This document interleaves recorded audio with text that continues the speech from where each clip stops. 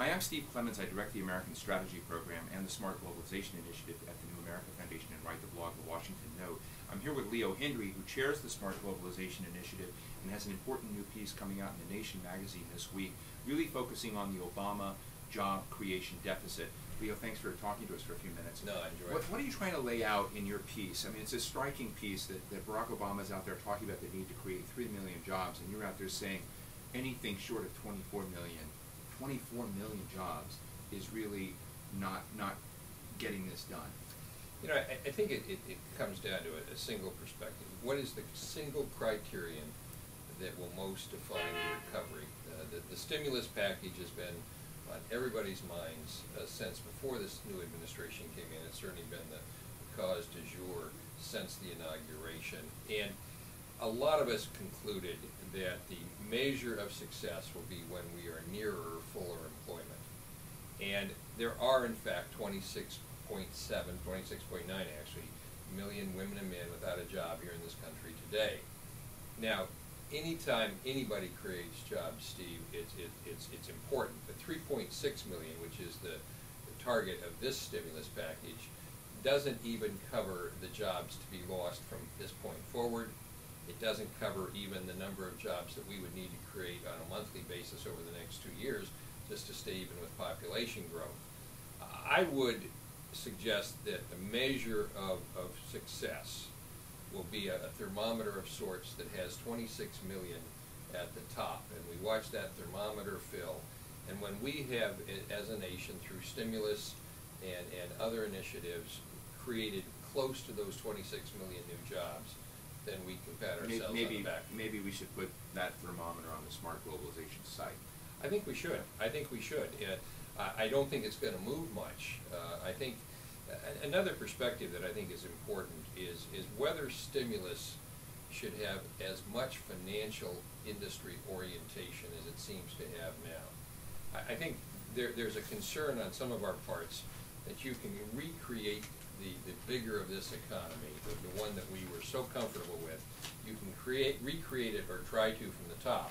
Which means putting Wall Street back on top. Putting Wall Street back together, putting Humpty Dumpty back on that wall, or you can fill the bucket, so to speak, from the bottom up. A lot of us are believers in the vibrant middle class that grows from the bottom up.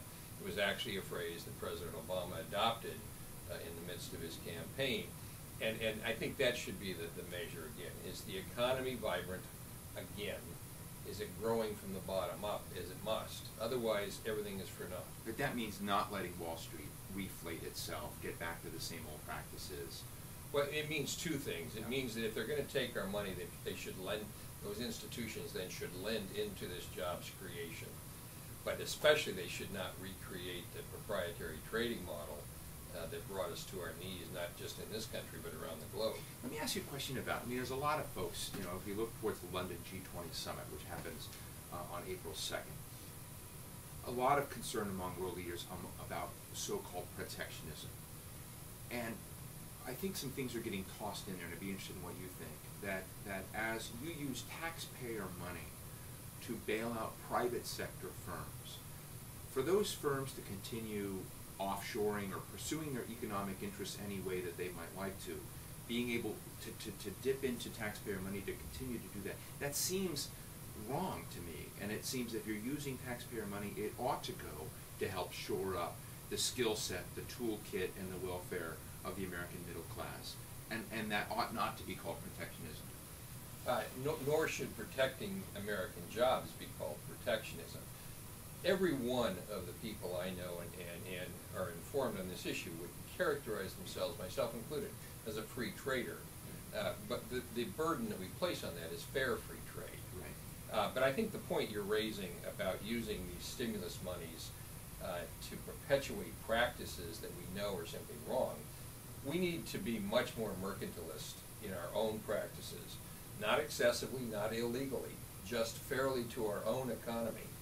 We can't tolerate a system, Steve, where millions of jobs unfairly get offshored. We certainly can't play into that in this stimulus package and in effect encourage it. We've got to stop the tax practices that encourage American manufacturers and service providers to move jobs overseas. we need to use tax practices to create new jobs here in this country. We certainly need to make sure that our trading partners are fair in their own practices, and that means subsidies and currency manipulation and labor and environment have to be on the tip of our tongues as we go forward in trade. That's not protectionism. Well, Leo, thanks for being here. I want to encourage people to take a look and read Leo Hindery's piece in the April 1st edition of The Nation on the Obama administration's job creation deficit. And this was co-written with Senator former Don Senator Regal. Donald Regal of Michigan. So thanks very much, Leo. No, thank you, Stephen.